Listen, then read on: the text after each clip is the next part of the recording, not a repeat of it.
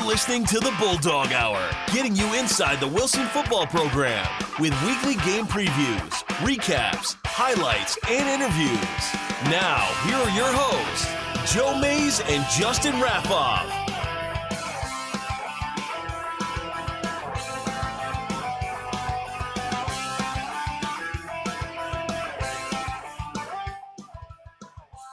Well, good evening, everyone, and welcome back to the Bulldog Hour. Here we are, Season 5, Episode 4, and this is one that a lot of people have been waiting for. It is the beginning of our 2019 preview. You know, we talked in the winter, we talked in the spring, we talked in the early summer, but here we are. It is now August 4th to be exact, and we are just about, 10 hours from the start of practice or so? Yeah, I mean, I hadn't really thought of it that way. I made that connection earlier as my wife ran into Coach Doms at Wawa earlier today. But it was like I thought about it then, but then I kind of got distracted from that. And but yeah, when you said it, that kind of hit me. That it starts bright and early. Yeah, tomorrow. I believe it's 7:55. I think tomorrow is the that's start of Heat Week. The 7:55 to 10:55 is the first practice tomorrow. Then I believe there is a short abbreviated afternoon practice, and then they welcome the little kids in. They're going to be coaching the Van Reed and Lincoln Park players for most of this week. It's a nice outreach for the program, for the coaches and the players. And I know they always look forward to that, even though they're tired at the start of Heat Acclimatization period. But they get to see what the future Wilson football looks like, and get to hang out with kids that they also may see on Saturdays this fall when the youth flag program, the brothers of these players might be playing. The flag program is for the younger kids, the kindergartners and first graders, before you can move up into the padded world of little football. So the players and coaches get to be exposed to all these different aspects of the program, a lot of which they grew up. They've all been there before, so it's their turn to be the leaders. So yeah. So I would say the work starts this week. In reality, that's not exactly true. We just turned the page this week. Right. The work never ended. It's right. They had a couple weeks off in maybe like December, and then January they started training for this season, and now the season is here. So we are going to hear from 12 senior players this evening. I sat down a couple weeks ago with two groups of players, a group of 5, and then a group of 7, and it's probably the biggest group that I've talked to combined. Usually I had a group of 3 or 4 twice, but this time it was tough to narrow it down because this is a very senior laden group. There is a lot of experience back, a lot of talent there, and I got to talk to a bunch of them. There's a few guys that I couldn't get a hold of or couldn't get to work with the timing, but the majority of the big time senior guys you're going to see on the field these Friday nights coming up sat down and talked with me. Each group sat down for at least a half an hour. So, we got an hour of that content coming towards you. So we're going to get to that really quickly here. Just a few housekeeping things before we get to the interviews here. We do want to thank our sponsors for the season so far. Again, my dad at May's Sandwich Shop has been helping us out all 5 years we've been on the air now. And we did get an anonymous donor back once more. He didn't, again, want to be recognized, so we'll respect his wishes, but we do want to make sure that we thank him for his contributions to the Bulldog Hour over the last few years. And if you do want to support us, there's multiple ways you can do so. Sponsorship and advertising, you can find more info on that at bulldoghour.com. The in-kind donations like we've been getting are very appreciative, and the website is a huge resource for not just this show, but a variety of things that the program announces. We have flag football info up there, the information on how to be a game program sponsor or patron. That deadline, one of them has passed, but the patron deadline, I believe, is coming up really quickly. It might even be today. So if you have any interest in joining the Wilson Football Parents Organization and helping out with their game program, you need to get that information now, and it is on bulldoghour.com. And then your favorite, Justin, spreading the word. Yeah, like and share. If you like watching, if you like even catch the bits here and there in the preseason or even during the season when we're reviewing and kind of previewing, just share it out so other people can see it, and hopefully they like it too. Absolutely. So we will have 2 more live shows. I'm not going to put the live show thing up right now because, well, I think it's wrong. Things got shuffled around, but we are going to have 2 more shows before the regular season kicks off. There'll be one next weekend. We will have a show that has the coach interviews. We're going to sit down with Coach Doms, most likely Coach Wolber. I reached out to a few of the new coaches. We're going to talk with them this week, and we'll be broadcasting their interviews next weekend. And then the following weekend, I don't know when it'll be, but the weekend of the 17th, 18th, there will be another show either live or posted, and that will be our scrimmage recap and our preview for Central Dauphin. Because guess what? 19 days from now, we will be at probably halftime of the first game. Wow, that's crazy. It's less than 3 weeks away. So when you said that practice is like 10 hours away, that kind of hit me like, wow. That's kind of close. When you said 19 days to the first game, I literally didn't know what to say. Yeah, it's coming at you fast, I guess. So. Oh yeah, it's right around the corner. It's hard to believe, but it's also awesome. That's exactly what I was gonna say. Yeah. While hard to believe, it is still awesome. I know there are plenty of people that don't see it that way. Maybe people that decide I'm not gonna get to see my husband, father, worker much over the next 4 months, but there are plenty of people that are super excited for this to get underway, and we are right around the corner. And we do just want to remind everyone that we'll be playing the 2019 season with heavy hearts after the passing of assistant coach Greg Barnett suddenly in May. We talked about it at the end of our during our June show, but we do want to just remind everyone to keep the Barnett family in your thoughts. And we'll be playing 2019 minus a big impact guy in the Wilson football program. All right. And the schedule, just quickly remind everyone what's going on. It's been up every time we've done this show. And I know, I'm sure if you're watching this, you're well aware. But if you're not, here's the schedule. August 5th, Heat Week. Oh, that's tomorrow. Then 3-a-day camp. That's a week from tomorrow. And, when this weekend comes up, we're a week away from the scrimmage. Wilson is hosting Parkland on August 17th. And like I just said, we're less than 3 weeks from the first game. Kickoff is against Central Dauphin on August 23rd. What an incredible home schedule Wilson has this year. Central Dauphin, Manheim Central, Manheim Township, Warwick, and McCaskey.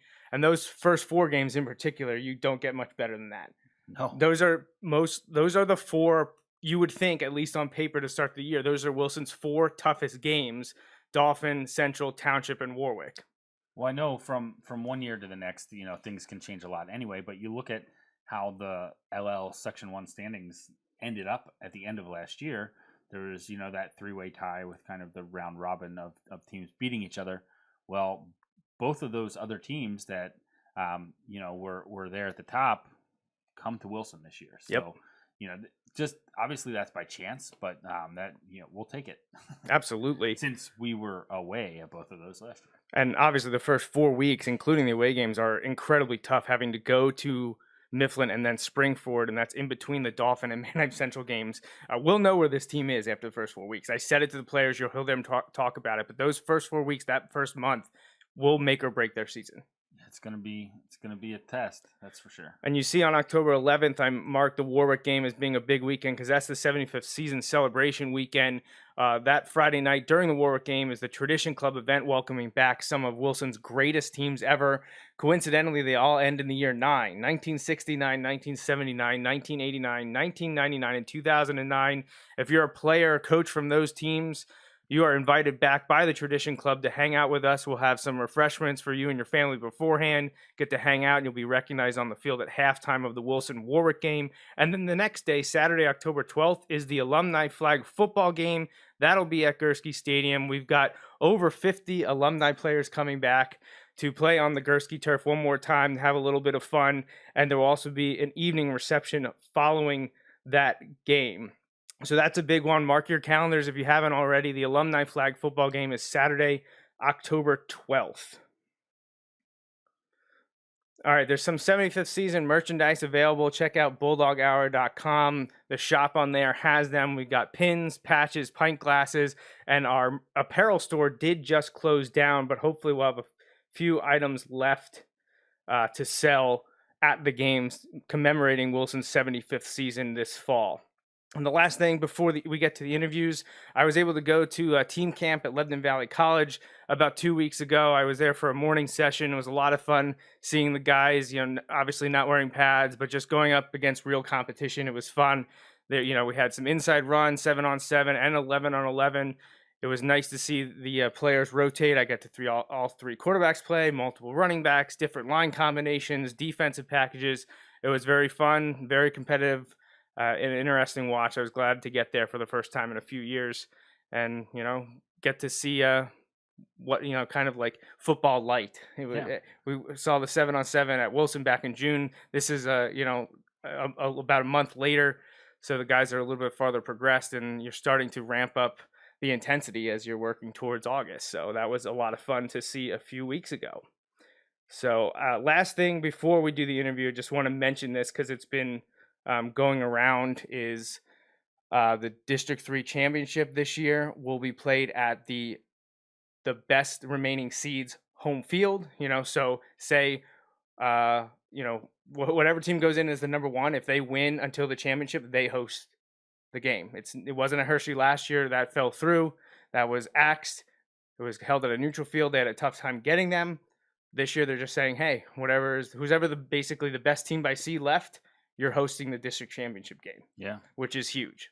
The other thing floating around about eventually about the playoffs, but just they're talking about regular season right now is, Penn State shocked everyone and said they'd like to host a high school football game. Yeah, after years and years of having the exact opposite stance on that. There were for the majority of Beaver Stadium's lifetime, there were not really any other events held there. Let me rephrase that. Beaver Stadium in its current setting, in its current form. I was going to say currently as it's designed, because I believe they did host the PIAA championships over 30 years ago. Near the beginning of the PIAA championships, there was a couple years maybe at Beaver Stadium. Then they moved to Altoona, and then now it's been at Hershey for a while. But it looks like they're working their way to maybe again hosting the PIAA championships in football.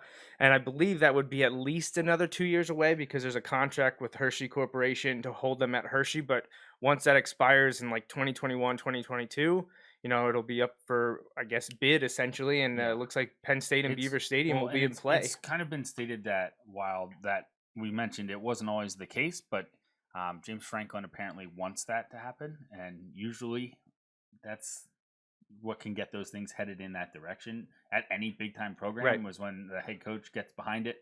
Usually they find a way to make those things happen. Yeah. But yeah, it would be interesting. I know they are looking to potentially host a single game this year. Yeah, this year already. Interesting timing considering State College, I believe, has their stadium under renovation this year. Ah, interesting. Yeah. So they're part of the Mid-Penn. Right. So you could possibly see a Wilson opponent or someone Wilson could see in the playoffs playing in Beaver Stadium against State College. This is all conjecture by us because nothing was announced. This news was actually broken by Eric Thomas, who is the voice of Central Dauphin football, and we'll see him in just a couple weeks. We always have good chats with Eric, but he broke the news. It was confirmed then by Penn State and even Coach Franklin at Media Day yesterday. And it looks like there's a distinct possibility that two lucky teams are going to get to play a game in Beaver Stadium this fall. And the future looks bright for a high school scholastic football in Beaver Stadium. Yeah, that would be cool. All right. Okay. I keep lying. This literally is the last thing because I want to do the interviews all together. So this is the last thing, and it is related to the thing we just talked about because it has to do with Penn State football, specifically a former Wilson Bulldog being recognized by the Penn State football game again. This is the third time for non-birthday reasons that Justin Weller has been singled out by the Penn State football Twitter account, the social media team, on behalf of the football team. And for the second time in the last year or 18 months, Justin Weller has been named a student athlete of the week.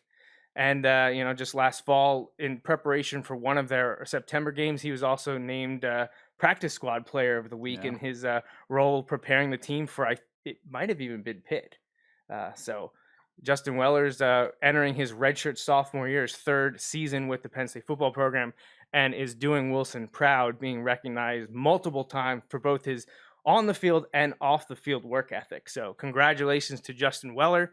My aunt and uncle just saw him yesterday. They were at practice. That's awesome. And they got to talk to him afterwards. And, cool. It's it's great to have a Wilson Bulldog up at Penn State. Yeah, when we get up there, I usually try to, if I see them when they're walking in, I usually try to yell to them. But yeah, it's great to see them being successful, like you said, kind of in all parts of that experience up there. So yeah. All right, so let's get to the player interviews. I know we got a group of people watching us. I think the people that I'm interviewing are watching us, so cool. Let's get to that. Now, the first group is the smaller group. It had 5 guys join me. I had Brady Gibble, Alex Gibble, Nate Hoekstra, Johnny Wildman, and Nick Williams all sat down in group 1. So, well, let's not wait any longer, and let's get to the interviews.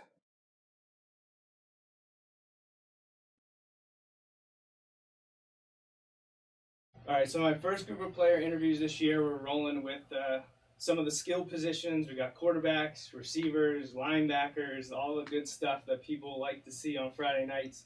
So we've got both the Gibble brothers, Nate Hoekstra, Johnny Wildman, Nick Williams, all seniors on this year's team. So guys, what does it feel like to be at your senior year? This is the last time you'll be able to suit up for the Wilson football team. You can guys just jump in, whoever wants to go first. It's awesome. I mean, this is what we've been dreaming of since we were 5 years old. Yeah. I remember suiting up in Mighty Mites thinking I have my whole life to do this. Now I'm waking up. I'm already a senior in high school, and a year from now, this is all going to be over. And it's just like crazy. It's hard to comprehend, really. It's kind of unbelievable in a sense that we're already almost done here. It's ridiculous. It's stunning. I mean, feels like just last year we were coming into summer workouts as a sophomore, so. Yeah, Alex, anything to add? Goes by fast. Just got to enjoy it. Yeah, it's every year that I do this, it makes me feel a lot older because I've coached 4 of the 5 of you. So now you guys are seniors. I remember just back in 2015 when you were running around with us at West Middle School. Yeah. And we were having our season over there. And now you guys are here, Friday nights. This is your time to shine. I know many of you got a good amount of time last year. All of you saw time last year. So this isn't a new feeling for you. But I gave your names and introductions, but let's kind of meet you individually. So let's go around the room, say your name again, and let us know what positions we'll see you playing on Friday night. I'm Brady Gibble, and I'll be playing wide receiver and defensive back. I'm Nate Hoekstra, and you'll see me playing wide out and outside linebacker. I'm Alex Gibble, and you'll see me playing wide receiver and safety. Johnny Wildman. I'm going to play outside linebacker and tight end. I'm Nick Williams. I'll be playing quarterback and outside linebacker. All right, so you're just recently back from team camp at Lebanon Valley College. How did that summer camp go? Did you bond as a team? Did you meet any interesting rivals at camp? Just let me know, how did those 4 days go at LVC? Brady, you want to answer this question? I can't answer this question. But, yeah, I thought we had a great camp overall. We really improved offensively, defensively. We did really well against Southern Columbia, the state champions in 2A. But overall, yeah, we really came together, bonded as a team, defensively, offensively, really improved. Yeah, I think we really handled our business at camp. I think we took care of everything that we needed to. As he was saying, we got better. I think we did mostly everything that we had to. The only problem I really saw at camp was when we were playing down to our competition, like the lower, 1A, 2A schools that we were going against. Some of them, would come out guns blazing, and we just weren't ready for it. So we have to, prepare more for all those. It's it's a mental thing. It's tough when you're playing a school that maybe doesn't have the history that Wilson does, or even the size. 6A. And you're trying out there against Southern Columbia, you mentioned, but they're kind of a powerhouse there in the small schools. But I know I saw you play, I believe, Mifflinburg, who's a 3A team. They were a little chippy with you guys. They wanted to mix it up. And one kid definitely wanted to get in people's faces. How do you guys react when these smaller schools or schools that you don't know much about, when they kind of get in your face and want to get hyped up when you're just running a 7-on-7? I think that we have to remember that we're Wilson football, and we shouldn't always stoop down to that level. But then again, sometimes we do dish it out a little bit. Hey, but everybody gets fair treatment in my eyes. If they want to talk, we can talk. I think it's kind of funny because they wouldn't be talking like that if they were 6A, Lancaster-Lebanon. It's also a little different when you got full pads on and it matters. Yeah. You don't want to go in and be like, this doesn't matter, because you obviously want to be always at the top of your game, but you also know when's the time to talk. And, on a Monday morning at team camp is not probably the time you want to be all talking. One of the biggest things I took away from camp was that every team we faced, we were never overwhelmed. Like, if we made a mistake, it's like, oh, we did this wrong. We know what we got to fix. We go out, we do it right the next play. And almost just as importantly, I noticed the team chemistry this year is unmatched from previous years. Like, we're all best friends on this team, and we have one mission in mind, and that's win the state championship. Just go all the way.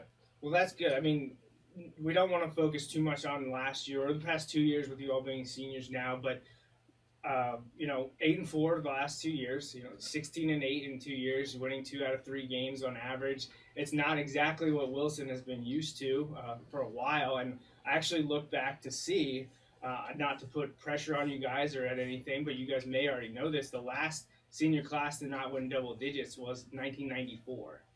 No team since has gone 3 years without at least winning one season with double digits. This is the last chance to do so. It was just something that jumped out to me that I didn't realize when I was doing my research, that it had been that long. Because I knew 8-4 seasons back to back. You guys have heard. You are mostly, you all grew up here, obviously, and a lot of you have family that played here at Wilson, and the legacy that's on the line. But is that something that has popped into your head that you're like, well, we didn't do what we wanted to the last few years, and we want to change that this season? Definitely has. I don't think we're really focusing on how many wins we get, but we just want to play hard, and I think if we play hard, it'll all pan out. I just think we can't really dwell on the last 2 years because this team is completely different from even last year. Like, a lot of the starters remain the same, but we're all maturing and we're all growing as a team. We're all growing as players, so this is a completely different team from last year. Well, ever since 75 years ago when this whole thing started, the expectation has always been at a peak for Wilson football. And 8-4 in 2 years, most teams would think that's a pretty good year, but for us, that's unheard of almost. So I think our goal for this year is to go out, play as hard as we can, and bring the name back to Wilson football. Yeah, and I think, like as he was saying earlier, a big thing for us this year is our team chemistry. I think we have a great group of kids here. I think our leadership is a lot stronger this year than the past two. But yeah, our goal is just to do as best as we can, handle our business. Yeah, and to go off of what he said, and like I've seen the past couple of years too, not all the players are as close, but like our senior class, like we've grown up together. Like we're always hanging out outside of football. Like I'm with these guys like 24/7. So like our team chemistry is unparalleled. You guys mentioned sorry. And we've played against each other for how many years? I hated playing against Hoekstra. Yeah, I'm kind of outnumbered here. So. Sorry, I didn't mean to do that. I usually try to cycle it in, but I was thinking, let's keep the skills together. But I hopefully didn't miss anyone in my invitations. I think I got the senior group, which you guys mentioned chemistry and leadership. Though it's funny, I think this is the biggest group of people that I'm going to interview in the 2 sets. Usually I had 6 to 8, but this year I invited 12 of you guys to come here and talk.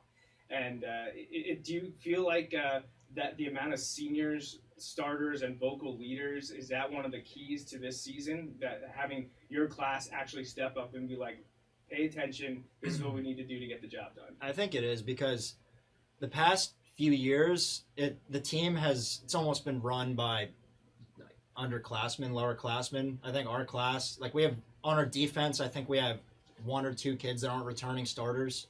So I think that we should be. And we only had like 2 leaders, I'd say, last year, and this year, we have about 12 of them that'll be around and tell people like, you gotta get going or, help them, whatever they need and stuff, so.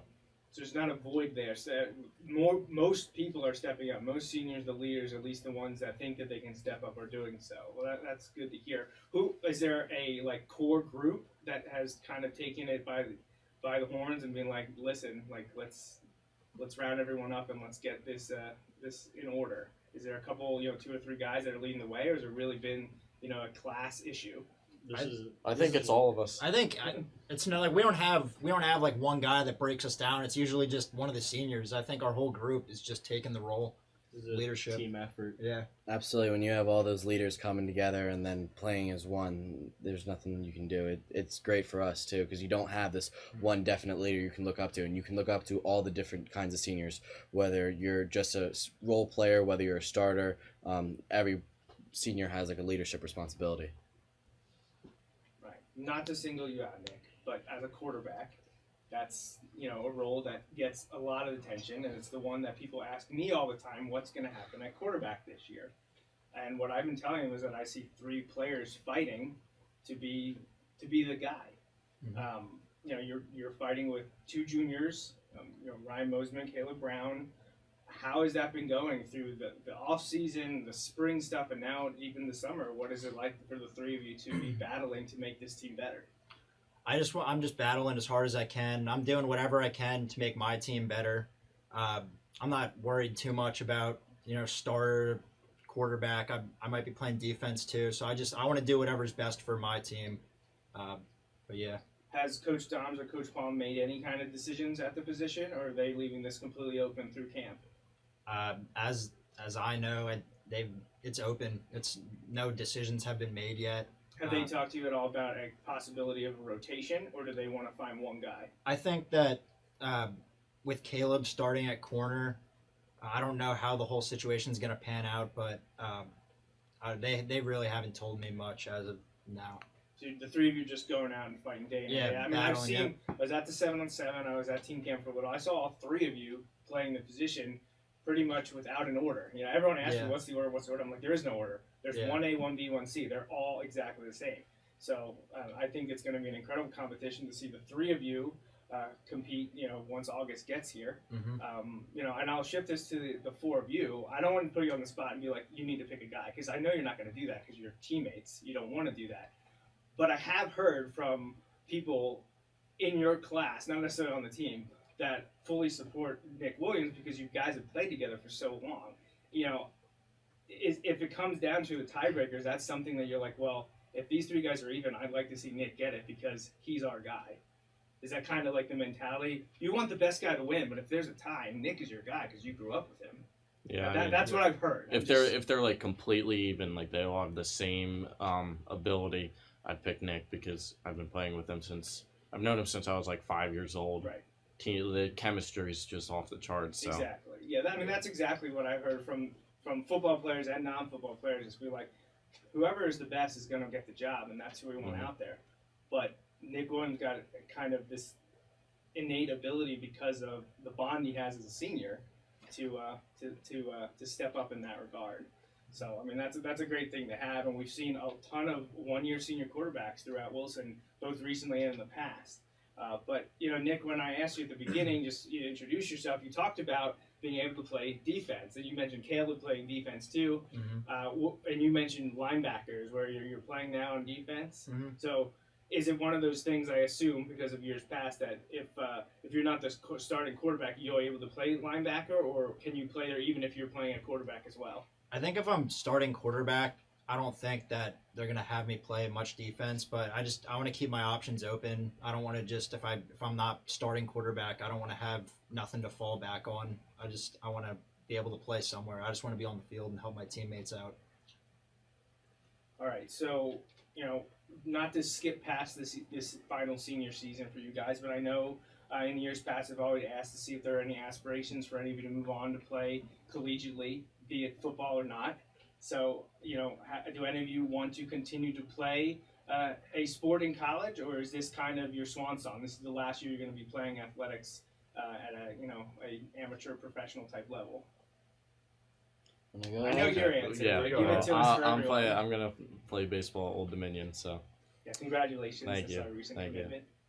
Well, if the opportunity opens up where I can play football on either like D1, D2 level, then I'd gladly accept it so I can keep playing the game that I love. But if the opportunity's not open, then it's just time to move on in my life. Is it something you're pursuing? Are you into the recruiting stuff? Yeah. Okay. I've always just wanted to pursue academics, so this would be my last year. Would be it? Yeah. Okay. And for football overall, or all athletics? All athletics. This is it. This is the year to get it done. Mm-hmm. All right, Johnny? I'm more leaning that way too. I think this might be it for me, but I'm always keeping my options open. If something presents itself, I'm not going to shoot it out the window right away. Sure. Just like Hoekstra and Johnny said, I'm not pursuing getting recruited, but if it presents itself, the opportunity, I'm going to take it. Cool. Awesome. All right, so looking back now from, this is your third summer in the program, spring and summer in the program. You have to be able to look back over the last 2 years and be like, I have greatly improved in this area. on or off the field, but let's keep it athletic specific. What one area in your game do you think has improved the most, either from the time you entered as a sophomore or even from just last year to this year? What do you think you've improved the most? I think mine is route running. So I came in sophomore year, I had no clue how to run any of the routes. And then Steiny helped me, and I'm getting better. I think I'm all right at it now, but that's probably a good area for you to say that you've gotten better at. Yeah, no doubt. I think the main thing that I've gotten better at is becoming a more coachable player. I came in sophomore year. I was very hot-headed. Used to argue with Walber all the time. And How'd that go? Never won. Oh, not good. I will never forget camp when he threw me off the field.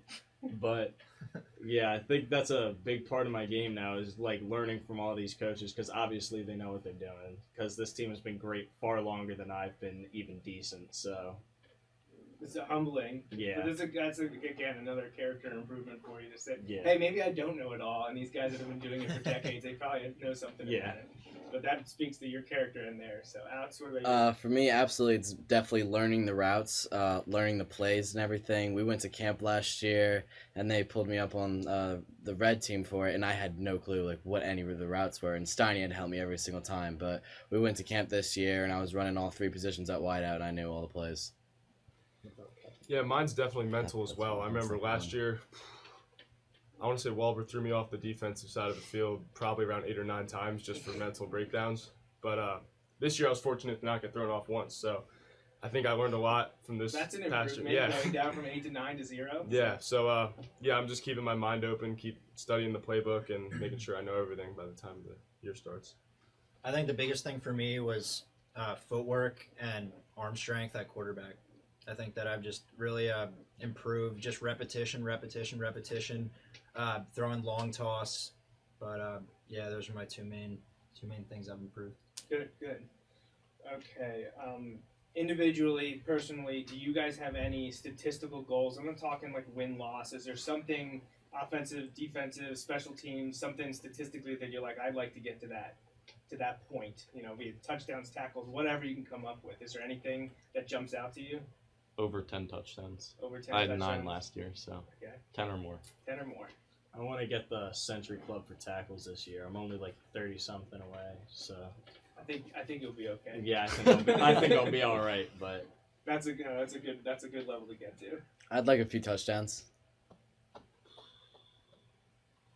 55, 60 tackles, somewhere around there. All right. I just want to make my team better. Oh, what a man! This guy. I just want the best thing for my teammates. What a man! All right.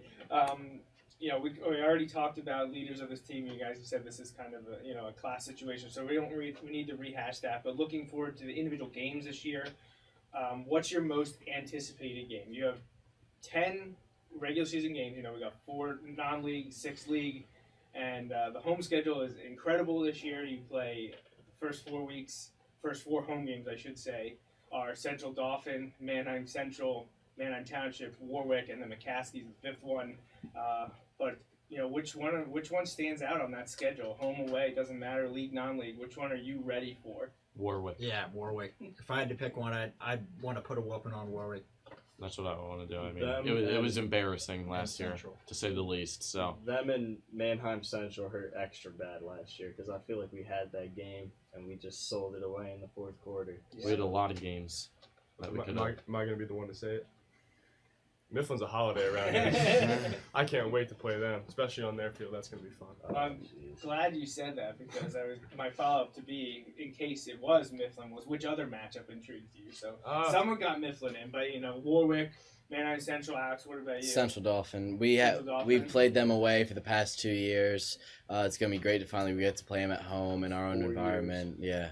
Yeah, losing streak to Central Dolphins up to 4 years now. So Wilson hasn't beaten them since the district championship in 2014. I actually beat them twice that year. Beat them in the regular season as well. And that's I believe that is the only team to ever beat Wilson 4 years in a row is Central Dolphins. So we don't want to see that get to 5, and you get to open up with them at home. So you kicked off the 75th season against Central Dauphin at home. I know they were kind of expecting, and well, for them because of their same type of program as Wilson, a subpar season last year, and they kind of overachieved, and now they're here back with a lot of people. So Central Dauphin is definitely one that people are going to be excited about, which is just, a month from tomorrow. So August 23rd will be here really, really soon. You guys mentioned that, obviously the state championship is the ultimate goal. That's the one that everyone works for at the beginning of the year. But what other team goals do you have for this season? Obviously, the state championship is the one, but is there anything that you take in smaller steps, smaller compartments, that you say, this is what I'd like to see? Keep the streak alive. That's it. I mean, that's the bare minimum. That's what we want to do. That's what we got to do. But anything else higher will present itself. So if we keep working towards our goal. LL champs, district champs, I think those are the goals. Those are the high goals, but we definitely want to take it one game at a time, not look forward or look over any opponent. Yeah, well, you guys will know where you're at pretty quickly because those first 4 weeks are grueling. There's no real soft spot. I mean, even if you look at it from historical perspective or recent success, the easiest, and I put that in quotes, game is Springford, and they're not a pushover. So when that's the team that you're like, oh man, maybe that's a little bit of a game that maybe will be easier, that's not exactly something that you want to see. But Wilson's been going through this grueling non-league stretch now for a few years, and usually you can tell right away what the team is gonna do the rest of the year. So that those first 4 weeks are incredibly important and should be really, really good games. All right, just a few more left here. Who should Bulldog fans be excited about seeing on offense or defense in 2019 that they may not know? So who's someone that maybe didn't play a lot last year, or you thought maybe would get more time than they did, but is poised for a breakout season in 2019? Doesn't have to be a senior either. Just be anyone that you think is going to have themselves a year. AJ. I think AJ's going to have himself a year. I think he's going to be a good running back. Him and Avanti, obviously, but I think AJ can really do some good stuff with the rock in his hand. So, and defense, if he gets in too, I think he'll have a good year. I think Eli Rotenberg was out. I think he missed every game except Central Dauphin, but he's a great athlete. I think he's going to step up for us this year. You just got him and Koper got the MVP at team camp for our team, so I really think Eli is going to step up. I agree with him. I think it's Eli. I got a couple. I got Jabari Diaby, plays wide receiver and D-back. He has great hands, and he's developing really well in offense. And then another one is a sophomore coming up, Jaden Jones. He's obviously gonna play special teams and stuff like that. Maybe play some defense. He's a crazy athlete, and he's a really smart football player. Yeah, absolutely. Jaden Jones. I think Eli's gonna have a breakout year. He unfortunately he was injured like almost all of last year, and he came into this summer/spring and has looked absolutely phenomenal. So I think he's poised for a great year. There's no issue with depth at wide receiver, I guess. Group at wide receiver. Yeah, everybody it's back. It's funny because just a few years ago, we're like, man, how are we going to replace these guys? There's Brian Wright and all that. Yeah, like 2016, you had quite the group there, and then there was always like one or two guys that you're like, yeah, they're comfortable there, but like if they would get injured or they need a break or something, you're like, man, the depth's all young, and now you guys are all seniors, and now are there enough footballs to go around? It's basically the question. It's a good problem to have. I mean, personally, you always want to be out there, but to know that you can take a break and maybe the drop in talent isn't as crazy as it has been in years past, and that's I mean, from a coaching perspective, that's what you want. So, great group of wide receivers that you got there.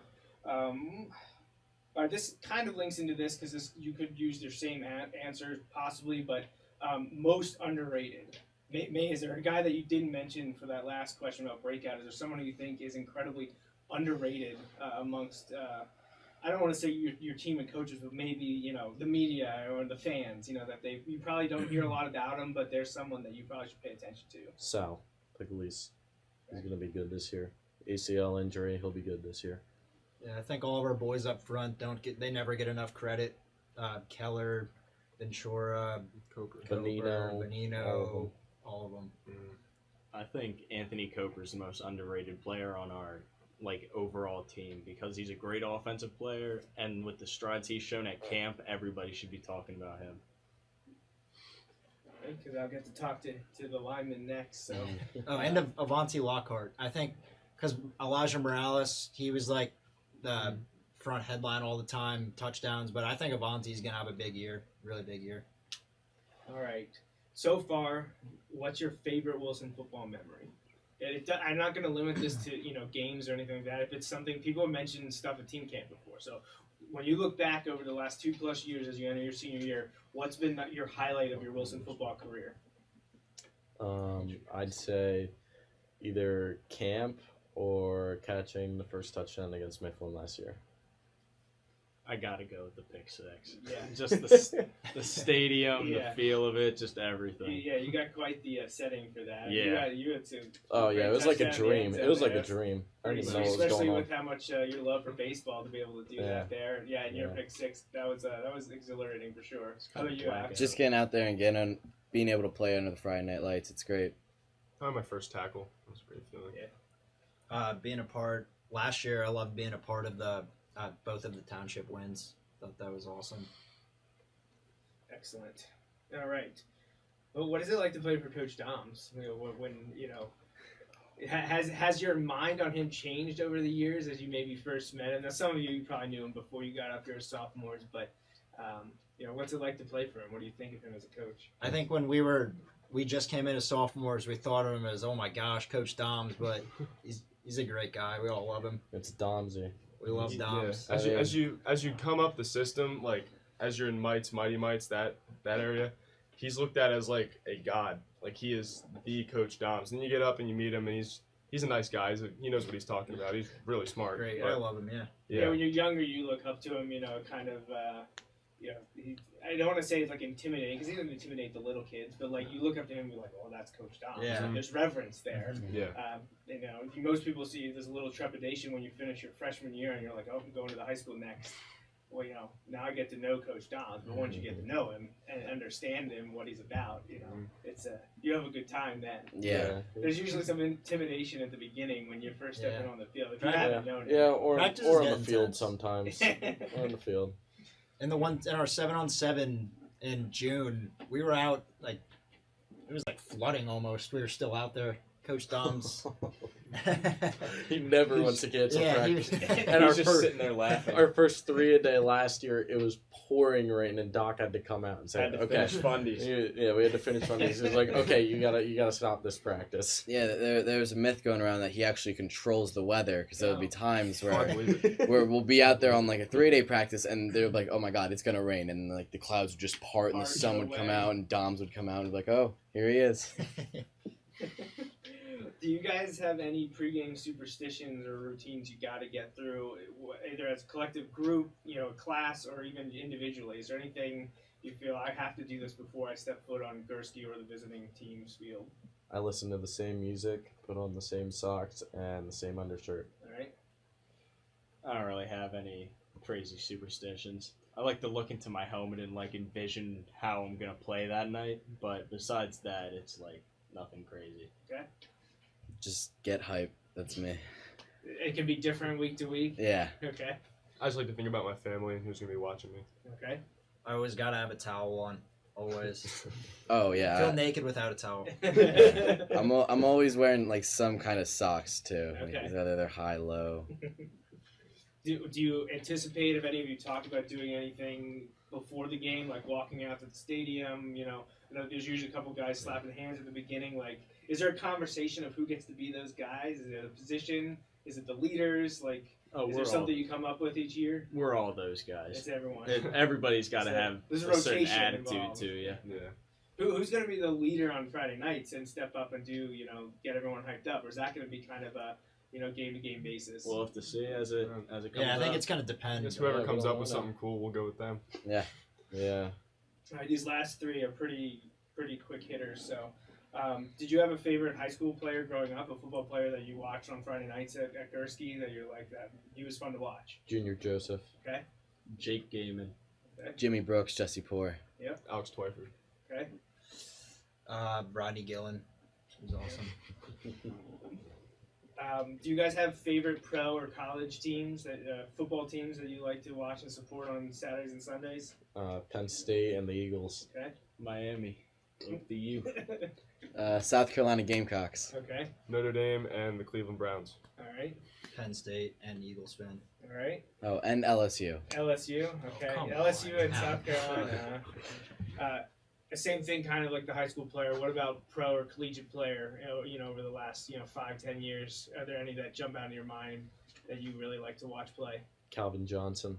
Okay. Rob Gronkowski. Tyrann Mathieu. Baker Mayfield. Nick Foles and Wentz.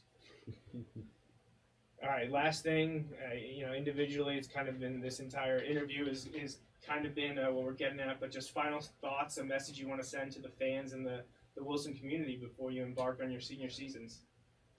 I don't know.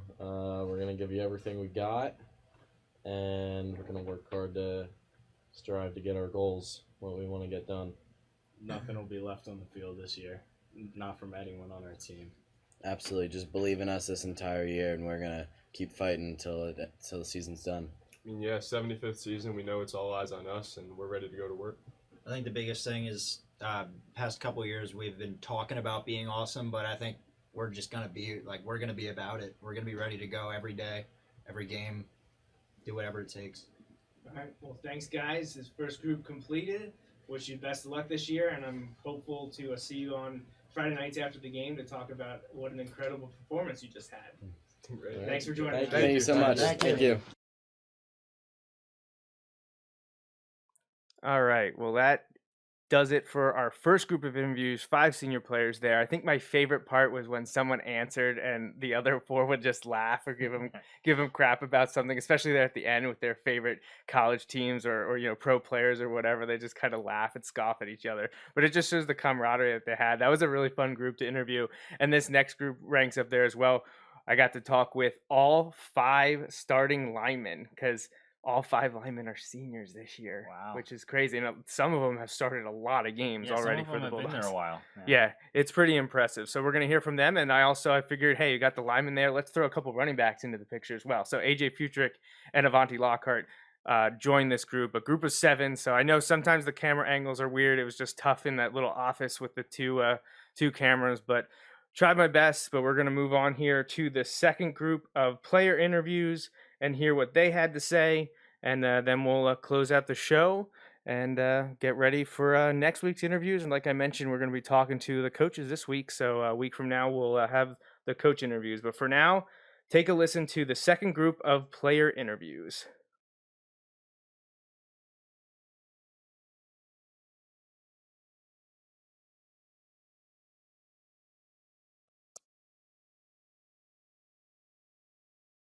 For the second set of interviews this year for 2019, Wilson's 75th season, this is a first for the Bulldog Hour because I have here the entire offensive line for the first time ever. This is the 5th season of the show. I've never had all 5 of the offensive linemen here to start the year, and I get to supplement that with 2 of our running backs this year as well. So this is the biggest group I've ever done at one time, having 7 of you here. But it's going to be a lot of fun, and we'll let the people know that want to know about the Wilson team this year. So we're going to just go around the room quickly, just introductions, give us your name, and what positions you're going to play for us Friday night this fall. Go ahead, Nate, we'll start with you. Nate Keller, I play left tackle and defensive end. Adam Vanino, center, defensive end. John Ventura, left guard and D-tackle. Anthony Koper, right guard and middle linebacker. Sal Pugliese, right tackle and defensive end. AJ Futrick, running back and linebacker. Avanti Lockhart, running back and linebacker. All right, so guys, we're now really close to August, which means that the real deal is right around the corner. How has spring and summer workouts been for you? How was team camp? Just how are things going in preparations for the season to begin? I start. Yeah, just jump in. I think the summer workouts, they've been going really good. But the summer camp is when it all really came together. The team, starting even that first day, we just started, especially the O-line that we all have here, we started coming together really good, and holes started opening up all over the place. And I feel like that was one of the best camps we've had in the 4 years that I've been here. And it really felt like it all came together at camp. Yeah, I agree. I think we're starting to mesh a little more up front because we've been playing together for a while, a bunch of us. The camp's big. In the middle of the summer, that's when you want to start getting your plays right. And then this last section before 3 days start. You really want to start. What's the term? Fixing out the plays, perfecting it. Anyone else want to talk about spring workouts, summer camp, LVC camp? So Wilson has a tradition of a few one-year starters, seniors that stepped up to the plate when needed. Is there any guys that we haven't heard of for the last 2 years that are going to step up in a big way this year that we're going to see on Friday nights? One that I know of, he was hurt most of last year, Eli Rottenberg. Especially in camp, he's been doing really well, and he actually won one of the camp MVPs, so he's been playing really well recently. Are there any other teammates that you're expecting big things from this year? I'm looking at Sal. Sal. He's stepping up pretty well. He's learning everything, and I'm expecting a lot from him this year. And Doug Weller, he's stepping in at one of the tight end spots this year. And I think he could have a great year. He has all the athletic abilities, and I think he could have a great year. Good. I heard from the other group, I heard Eli and Sal mentioned before, but it's good to hear a few other new names like Doug especially. So do any of you or all of you have aspirations to play football in college? I know some of you are, but for everyone that's watching, just talk about what your expectations are after your senior season. I do have aspirations to play college football, but I'm just kind of waiting to see what comes around, especially my senior year, because that's when it all kind of starts coming in. So I'm just kind of waiting and seeing what happens. You've been going to camps and the recruiting process and made visits? Yeah, I went to a few visits, and I went to a few camps this year, but I pulled my hamstring at one of them, so it kept me out of a few of the camps that I wanted to get to. But, yeah, I'll wait. All right, Adam? Yeah, I want to play in college, but it gets a little funky, the recruiting process. Sometimes it gets to you, so I'm pretty much just focused on this season, senior season. Let's just make a big year out of it. John? Yeah, I'm looking forward to playing in college. Just taking it slow right now. I'm more concentrated on what we're doing this year. But once this year's wrapped up, I'll probably be looking for a new team. All right. Koper? Yeah, I don't really know if I want to play college football yet, but I'm mainly focused on academics too. So if a school comes wants me to play football for them and they go to academics along with it, I'll probably play college football there. Okay, Sal? Depends. We'll see how this year goes with me. Haven't played in a little bit, so not sure how it's going to end yet. Yeah. Yeah, I would like to play. Okay. AJ? I'd like to play if there's a chance, but if there's not, I'd rather just focus on academics in college. All right, how's it going for you, Avanti? It's going well. I've been to a lot of camps this summer, just hoping, waiting to get offers from them. But I'm mainly focused on the season, having a big year for us. Is there any of you favorites so far that have jumped out on your visits or schools you've been talking with? Syracuse? Virginia Tech, yeah. Virginia Tech? Yeah. And cool. UConn a little bit too. Okay, all right. So what aspect of your game have you most improved, do you think? It could be over the course of the last 2 or 3 years since you first became, a varsity football player, or just from last year. Maybe you've improved drastically since the end of last fall until now. Is there one part of your game that you think that has gotten substantially better in your career? I've gotten better at, I hope, everything in the past 4 years, but I'd say from last year to this year, I got moved from guard to tackle this year, and the footwork is a lot different, and you need faster footwork to be able to block the fast ends. So I've been working a lot on my steps through each block, and I think that's improved a lot at camp. It was really helping me get onto the faster kids, the more athletic. Yeah, for me, when I was a sophomore and I came up, my technique was god awful. So, last off season, this off season, I really tried to work on pass technique, run technique, not leaning too far out, and I think it's come a long way. I've been working on almost everything, but my main is probably staying on blocks and getting to the linebackers, and I've been working a lot on that. In the off season, I worked a lot on speed and change of direction stuff. I went up to Daryl Daniel on that, so I'm hoping it got a lot better from last year because some plays I wasn't very quick enough, so I worked on that a lot. My main thing is strength and footwork. I used to play guard, but then I got moved out to right tackle, And like Keller said, it's a little different just with the footwork and the guys you go up against, just a little more faster, quicker. Yeah. For sure. I also say I probably improved my strength a lot. I used to play corner, and then I got moved to middle linebacker, then outside linebacker. So bounce around a little bit. Yeah. I need to improve my speed, for sure. You want to get faster. Yeah. Yeah. And my agility. I worked a lot on the off-season, my agility. I feel like that's come a long way, too. For helping me, like, shed blocks and stuff. Yeah. Do you have any personal, individual statistical goals? I know offensive linemen, I know it's tough. I don't know if the team tracks like pancakes and stuff like that, but is there anything that you can think of, offensive or defensively, that you're like, this would be nice to get to? I know everyone's about the teams and you want wins and titles, but is there something individually that you really would appreciate getting to this season? Well, individually it's hard for the O-line. Defensive line's also kind of hard because all the linebackers take all of our tackles.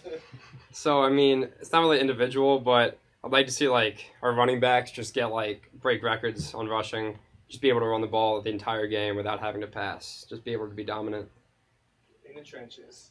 I think all of us, our main goal, we want to dominate everyone up front. I don't care who it is across from us. We want to dominate them, move them out of the hole. So, Avanti, AJ, whoever's back there, they can get through, score some touchdowns. You going to say ditto? I don't know. What about you, Koper?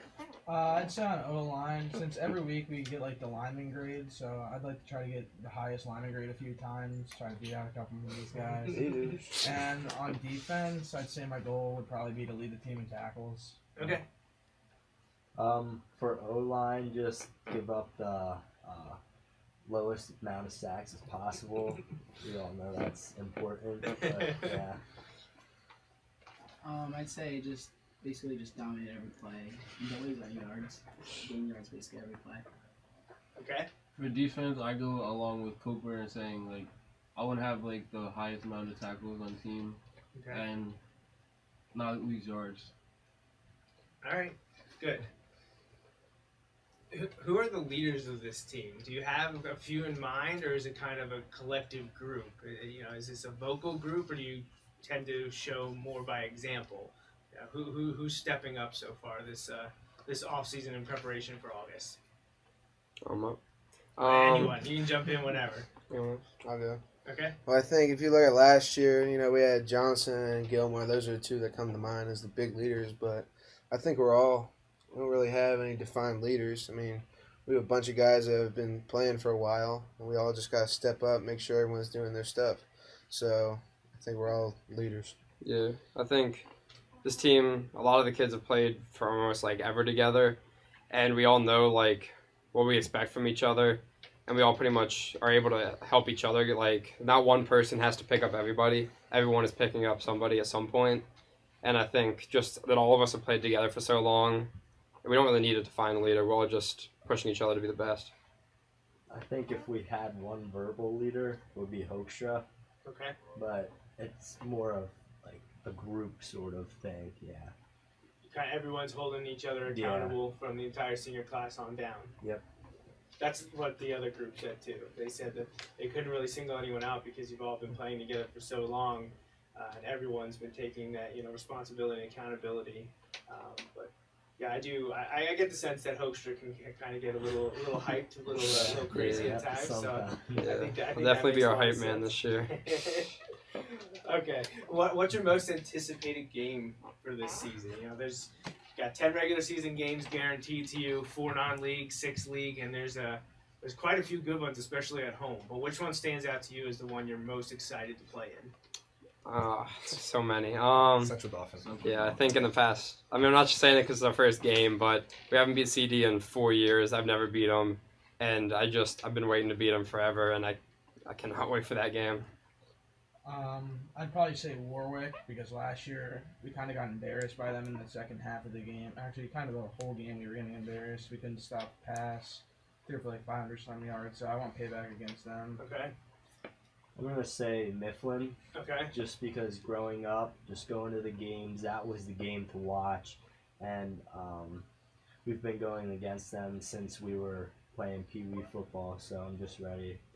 Familiarity, you know him really well. You guys have anything else? Any others jump out? I mean, you guys touched on the ones from the first group, so that was the Central Dauphin and Warwick were big ones. Mifflin got mentioned, and then Manheim Central. Of course, Manheim. Yeah, Central. All of them. Yeah, every game. Yeah, every game. I'm looking forward to every game this year. I mean, it is a really exquisite home slate. Those, especially the first four. To have them all at Gursky this year. Yeah. For your senior season, for the 75th season of the program, and if there's a year for people to get to the home games, this is the one to do it. Yeah. So, and then Mifflin's not a far drive either. So those first few weeks, you definitely have a lot to look forward to. So what is your team goals for 2019? Like, I know obviously the ultimate goal is the state championship, but like what else do you set as a team this year? Do you talk about wins? Do you talk about other titles? Like, just what is something that you're looking forward to as a group? I know I've been saying for a while, those first 4 games, that's like a lot of the big games, like you were saying. And I think, at least for me, I want to start out 4-0, and that would let all of us know where we are set this year. And I think if we could start 4-0 in the season, that would just set us up perfectly for the rest of the year. Yeah, I think 4-0 would be quite the start. It would definitely send a message to the Lancaster-Lebanon League that you guys are no joke, no pushover this year. Because if you go 4-0, I mean, that's a heck of a start to the season. At 4-0 there, you can start to set your sights on an undefeated regular season. Not that there aren't going to be challenges in the LL League, because we know Manheim Township and Warwick are going to be strong, and there's usually a team that pops up that people aren't talking about. But you start 4-0, and you're moving in the right direction, for sure. Who should, I mean, we talked about this a little, about the 1 year, the senior starters. We talked about, you mentioned Eli, we mentioned Sal, you mentioned someone else too. I forget. But, yeah. But who else should Bulldogs fans be excited to see on offense, defense, special teams this year? Maybe a senior that wasn't mentioned yet, or maybe an underclassman. Who do you think you could step up and really have a great year for you this year? Jaden Jones. Jaden Jones. Okay. Adrian Santana. Yeah. Also Koper. Yeah, Koper had an amazing camp. The speed definitely showed out on the field. Yeah. Linebacker is crazy. Have you beat any of the running backs yet? And you can say Caleb Brown, but he played last year at corner. Yeah. And you can see him probably on both sides of the ball this year. He definitely, I mean, he showed up every game last year on the field, so I expect the same this year. Yeah. What about the quarterback position? You guys have seen 3 guys battling, since last season ended. It was kind of an open position. Has there been any kind of inclination if it's going to go one way or the other, or is it a true 3-man race through August? I think they all have their different abilities. I see Weems as a leader. He's the senior. He's the big guy, and then the 2 others, they're close within the race, but we'll have to see. It's not our decision. Yeah, they all definitely have like you said, their own abilities. It's honestly going to depend on, I think, what the coaches exactly want back there, because each one of them is better than the other at something. Right. I've heard someone say, man, if you could take the best parts of the 3 games and put them together, you'd have one heck of a quarterback. Because all 3 of them have some exquisite parts, but then there's always something that's just holding them back. And I got to watch you guys at the 7-on-7 here. I was up at camp for a little bit, and it was fun to see the 3 of them play, because they are, I don't want to say wildly different, but they each definitely have different strengths. So, but right now it just seems to be a 3-man race. Would it impact you guys at all, or do you have an opinion on if there'd be a rotation, or would you rather see there be one go-to guy? I'd probably rather see there be one go-to guy. Just I don't like the whole switching quarterbacks thing. I feel like that shows the coach doesn't have real confidence in one guy. But. Okay. I think even just the motions that we run and the snap counts that they have, some can be super different, and that can cause some problems up front because we want to be out of our stance as fast as possible. Yeah, if they put different people back there. I played center for 3 years. I had 3 different quarterbacks, so I'm used to adjusting. It's fine. So you're used to it, but probably would prefer them to stick with one guy. Yeah. Does it mean much to you guys that 2 of those 3 guys could possibly play significant roles on defense if they're not the quarterback? You know, Caleb Brown, obviously, you talked last year, he was a starter at DB last year. I know Nick Williams is in the rotation at linebacker. I don't know. Does Ryan get much time on defense? I'm not sure. Not much. I don't He's think an offensive player. Yeah, he's the prototypical quarterback. He's got the size that most people are looking for. But I know Williams and Brown could be a benefit on defense. Do you think that'll come into the equation or not? Because if they're the best quarterback, they're getting that ball under center. It will, but we don't want to face it. Because I mean, we want the best player we can have back there, at least the best player that fits our offense back there. I think no matter what happens on defense, you need the best player back there because the quarterback is one of the most important positions on the field. Yeah, when Coach Wolver has talked to me in the past about, he would hate to lose, regardless of the year, because a few years ago, Connor Yurg was a great safety too, but with him playing quarterback, he couldn't play defense. But Coach Wolver said he'll give up one of his defensive players if it means having that go-to guy at quarterback for sure. Well, have we ever had that quarterback play defense and for a whole year? If it happened, it was a while ago. It has not in any time recently. I mean, you're talking going back to at least I would say the Slimmer area, maybe farther. But then once you get out of the Slimmer and you're into Gursky, especially the middle and early Gursky years, you're talking about a different era of football altogether. Quarterbacks weren't quite a big deal yet at that time. That didn't really start happening until the 80s and certainly 90s and 2000s. It's really escalated. I know in 2017 we saw Yurg play safety in the playoffs, and that was when that happened. That was one of the first times that I could remember. But I can only think back. I know most of the 2000s, and I watched in the 90s, but I can't recall if any of those quarterbacks really played too much defense. Ask Coach Palm if he ever played defense. Well, with the quarterback in the secondary, you do have to watch because if teams, I know when was that team? That quarterback was it Cedar Crest? Was it Lahorn? Yeah, he played, and they. Yeah, there's a lot of schools that allow their quarterback to play both ways, and most of the time, obviously, it's an athletic quarterback, a guy that you really have to worry about an RPO and reads and stuff like that, and they're going to be back there at either safety or cornerback.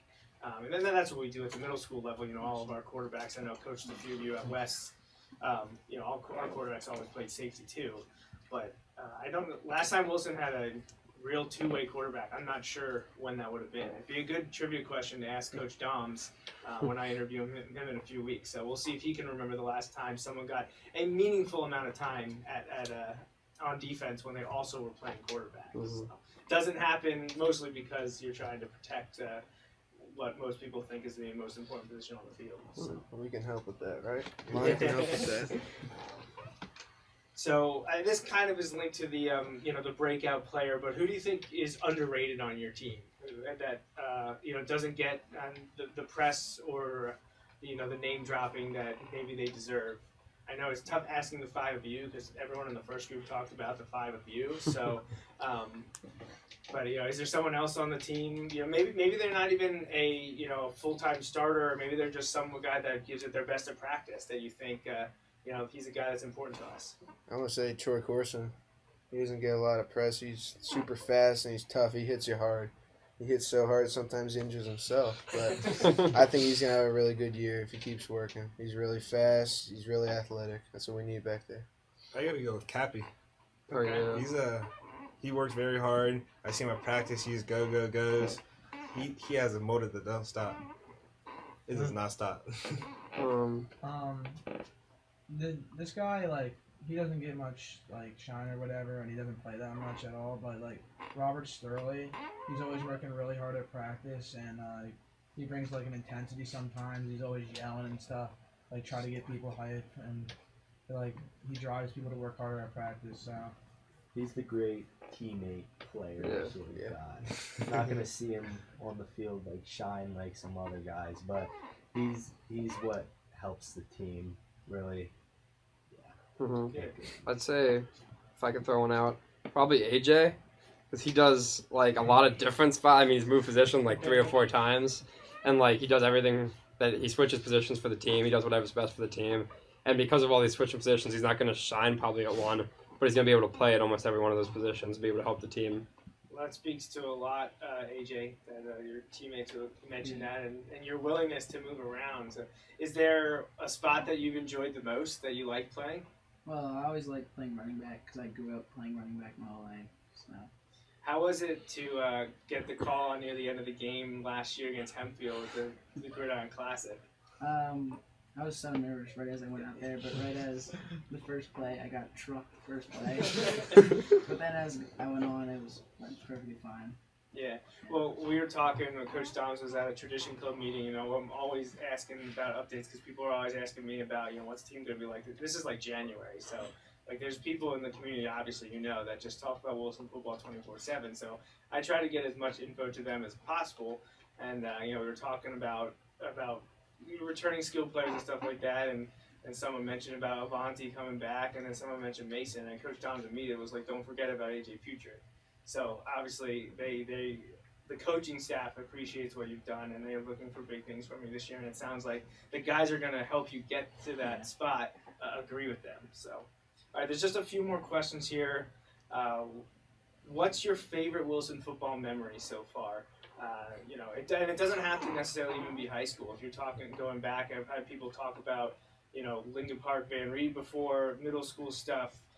People have focused on team camp, and others it's just, their first tackle or their first touchdown or a big moment, winning a title. What sticks out to you? What are you going to remember up to this point before your senior season begins? What's your Wilson football highlight? Okay, so my highlight. I would say for my high school highlight, it would have to be that Hempfield game when AJ got into the game. It was a lot of the kids there was a lot of juniors playing at that point because of injuries and stuff. And I felt like it was a lot of kids that I grew up playing with, and it was like the first time in high school football that I was playing with a lot of the kids that I grew up with and I'm friends with. It was just really fun to all be out there and just going down the field that one drive and just pounding the ball down the other team's throat with all my players that I've played with forever. For me, it'd have to be the Mifflin game last year. Sophomore year, first game, just getting beat by Mifflin. That's not going to feel good. Dad's always picking on me because he never lost to Mifflin, never lost a game, whatever. So to beat Mifflin at our place, get the trophy back, nothing felt better. I cried after that game. I think I kissed some people too.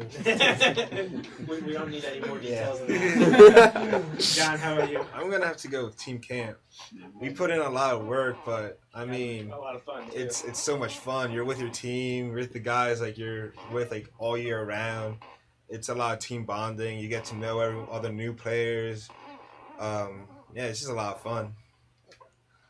I'd probably have to go with the Manheim Township game last year because the year before that we lost to them 2 times in 1 year, so it felt good getting that revenge, beating them, and basically got us the league title, but we shared it, so it's still not very good. But yeah, that was a big moment. I'm gonna say freshman football. Okay. I feel like it gets overlooked a lot, but all the Southern and West people coming together and actually playing together for the first time. We grew up sort of hating each other but loving each other, and when we had to work together for the first time, it was something different, but it was fun. Yeah. I'd probably say my whole career was probably Lincoln Park, Mites. We won the championship. Okay. Yeah. I have to go with team camp. Team camp? Yeah. It builds so much, and it's really valuable to me, to be bonding with the teammates that we have for the whole year. Yeah, absolutely. That's a common answer every year. Is people always really enjoy team camp. Whenever I talk to the seniors each season, team camp always comes up, and that's incredibly important to get everyone to gel together, to bond, to be on the same page, because you're all fighting for the same goal. So we can say it now that it's over. Now that we're done. Right? Yeah.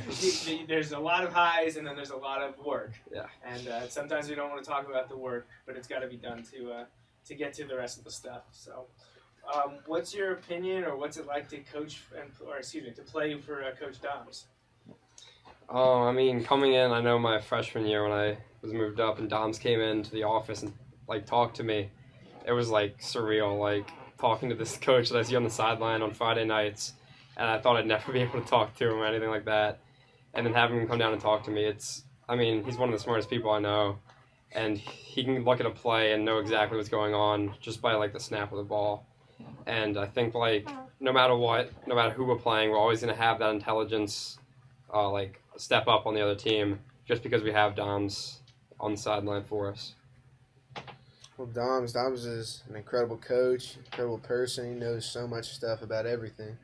But he coached my dad, coached a lot of people in my family. So it's kind of like, it's weird because it's like so much time. Was it 40 some years, right? Yeah. So it's impressive. And my uncle was his first year. He was 63. And I'm 63 now. So we'll see what happens with Dom's this year. But it's an honor to play under him. Absolutely. So what about you, John? What do you think? Was it intimidating when you first got here? But now he's just a teddy bear, right? Yeah, I mean, teddy bear with a beard. First meeting him, I was so nervous. I mean, when he came to the office my freshman year, I was like, oh man, I don't want to screw this up. I don't know what I'm gonna say. I don't know what's happening right now. But yeah, but after a few years now, getting to know him, one of the best coaches I ever had. Very, very nice person. I mean, yeah, he pushes you and everything. He wants you to do well. He might yell at you, get in your face sometimes, but I mean, he wants the best for you. So I learned a lot from him. I'd say it's pretty nice playing for Coach Doms. He has great knowledge of the game, and he just has great knowledge in general, like school and everything too. So like you can go to him if you need help in anything, especially with football, because he knows a lot about the game. He does get on your butt like a decent amount, but like he's just trying to make you get better and stuff. So. Sal? It's awesome. Growing up, hearing about Coach Doms, you don't even really know who he is. Just knowing the name, now we actually get to play for him and just see how awesome he is, all the knowledge he has. It's just an honor playing for him now. Like Sal said, like growing up, I was just seeing him on the sidelines. When we used to go to the little kids football camp, we'd see him there. He was like the god at Wilson, and now he's our coach, so it's pretty cool. Yeah. Avanti, how about you? It's an honor. The first time I met him, I was really scared because he was like this old guy. And now it's an honor to meet him and like to play for him. And he taught me so much about the game too. Yeah. Yeah, there's a lot of knowledge there. Like someone like said, it's over 40 years. I think, man. It's 43, 44, something like that. He's been here a long time, and he's coached with a lot of great coaches here before taking over the mantle. So, Coach Doms is definitely a unique character and someone that's incredibly important to the Wilson football program, not just because he's the head coach. Do you guys have any pregame superstitions or routines, things you gotta do before a game? I don't know. Oh, yes, we do have one. This started, I think, sophomore year with the lineman that I played with then. And when we go to the senior starter dinner, I don't know why we started that. I have no idea. But someone always has to break, I think it's a fork, because they had these really bad plastic forks. And they would break even just, like, eating any kind of food. So now we always have to make sure one of them breaks. We always make sure one of them breaks. Yep. Okay. That's interesting. I haven't heard that one before.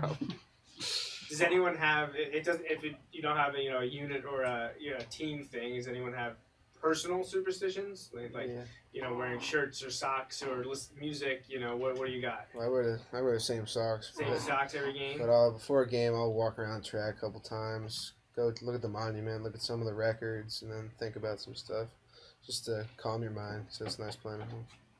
John, you have I anything? just mostly think about what I have to do that night, like my job and just what we got to accomplish. Mental preparation. Yeah. Okay.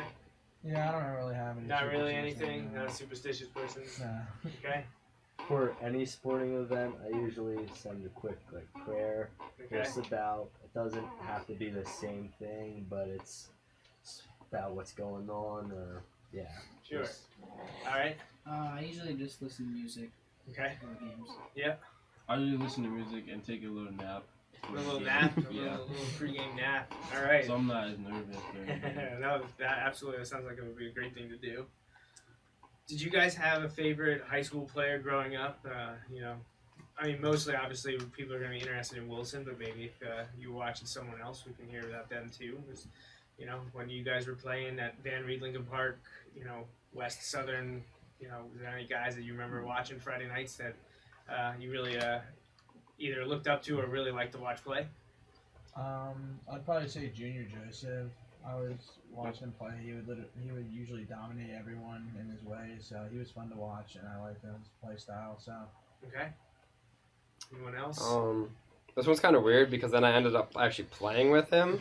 But I remember watching Wyatt Schonauer go out as a freshman and like be able to play on the field as a freshman. Yep. I remember being in the stands watching that and like wanting to do that one day, and then I ended up being able to. But it was just great, and then I even got to play with him and start next to him, so it was really fun watching him. Yeah. Yeah, I used to watch Ike Schonauer. Yeah. So I used to go to all the games, all the away games, just play with a hell of a lot of heart, you know. And then he wore 63, and now I got 63, and it's a real honor to wear his jersey. It's all torn up for him hitting people, but it's a real honor to wear that number. John?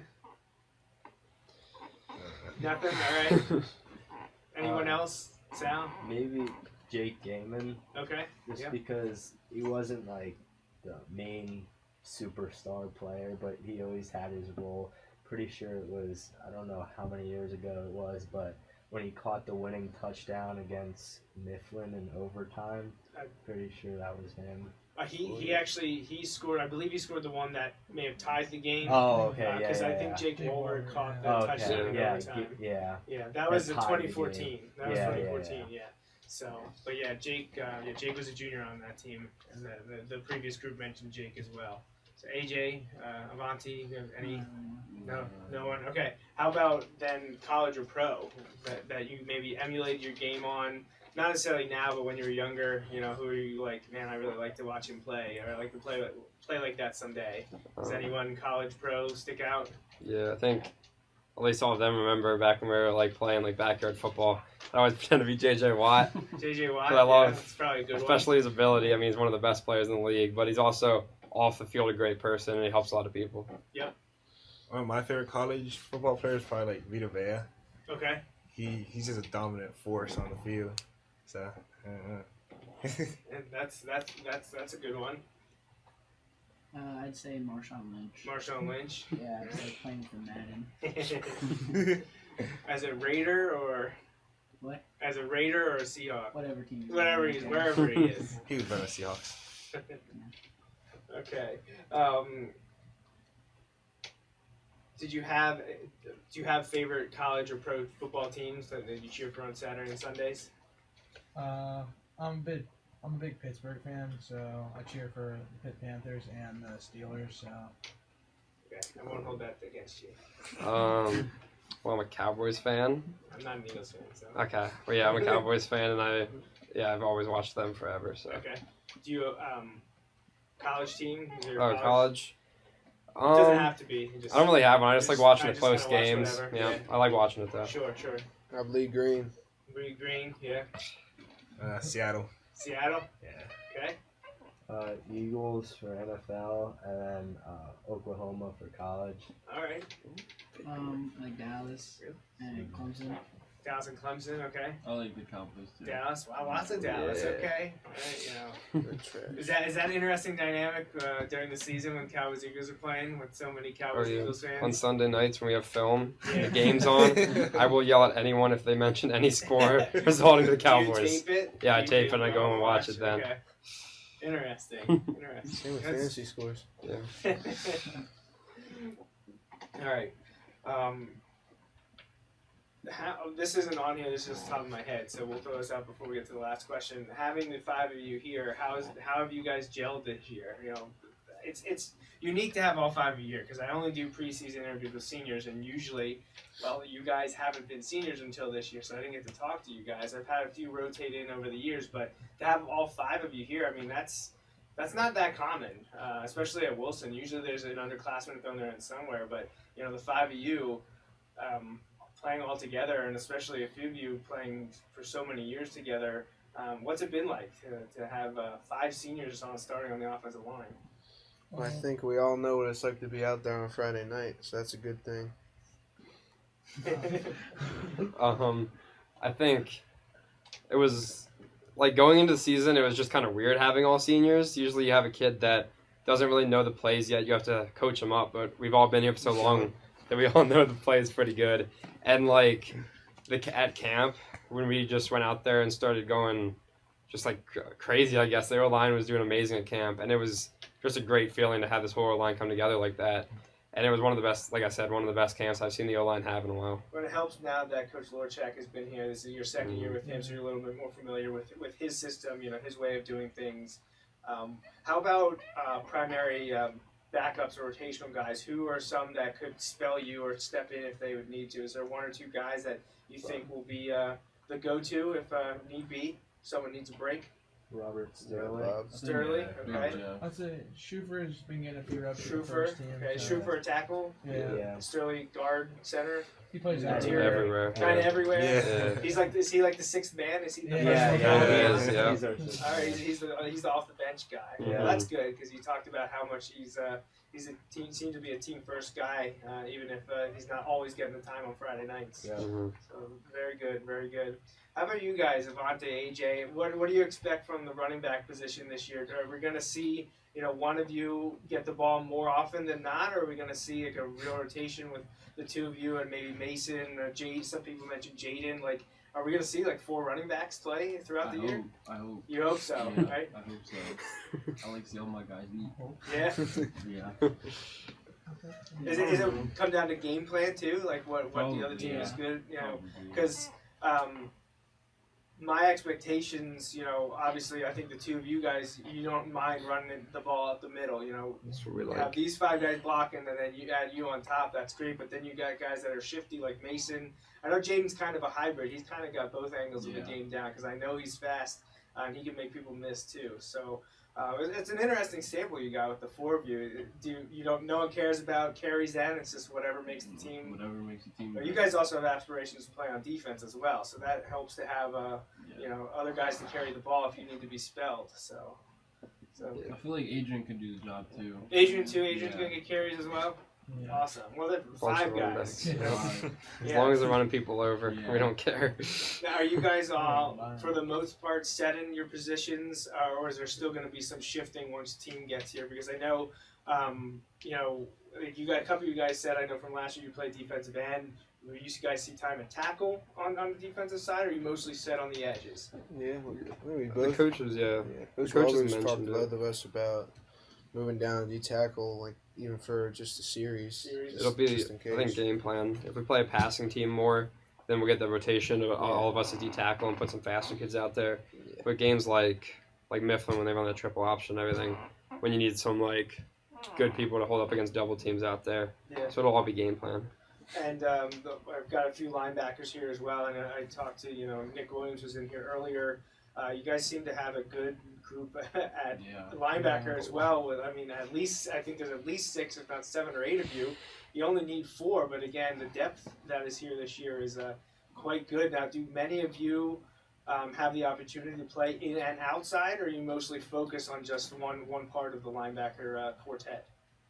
I only play inside. You're only inside. It depends what set we're in. I could play outside, You can play outside. I'm mainly inside line. You're inside right now? Yeah. And AJ, you'd rather play outside? Yeah. Okay, and that's where Johnny and Nick are outside as well. Hoekstra. Hoekstra, right? Obviously, he was with me in the last group. And Adrian playing inside? Is that where he is right now? Yeah. Okay. And Jaden's outside. Jaden's outside, so yeah, wow. Okay. Jack Wagner. Jack Wagner, we have so many. Wags, yeah. So yeah, wow, incredible depth across the line. So a lot of good things in terms of for conditioning purposes. So last question here to wrap up. This entire interview has mostly been for this, but let's wrap it up with one question. What's your message to Wilson Bulldog football fans and the Wilson community? Like, what can they expect from you guys this year? So I guess I'll start. I think just a dominant team that's going to go out and just hit the other team as hard as they can. We're never going to back off to any opponent. I know the whole line, we just want to dominate everyone across from us every play. Yeah, we want to bring back what was a couple years ago, winning district titles, dominating everyone on the other side line of scrimmage. We want to bring Wilson football back. I was going to have to go with wins. We're going to come out strong. We're going to give it all we got. Right? Just sure. I'd say just expect us to dominate.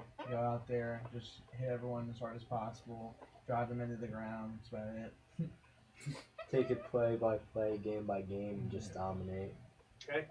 Like they say, we're gonna dominate everyone. Domination. Stay tuned. Stay tuned. Big things coming. Well, you know, we're almost exactly a month away. You know, the game kicks off August 23rd, and I know there's a lot of hope and expectation for this year, because I know the last 2 years, even at 8-4, which most programs would love to have, you know, people were disappointed. I think primarily the players and coaches would say you were disappointed with 8-4 the last 2 years.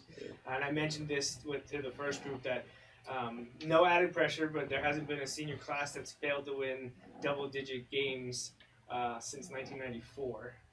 So I know Nate, you were here as a freshman. John, a couple of you have been here for a while, but there's a lot of history here, and I know you guys are keenly aware of that, and you're probably told that all the time, whether it's the coaches or the community.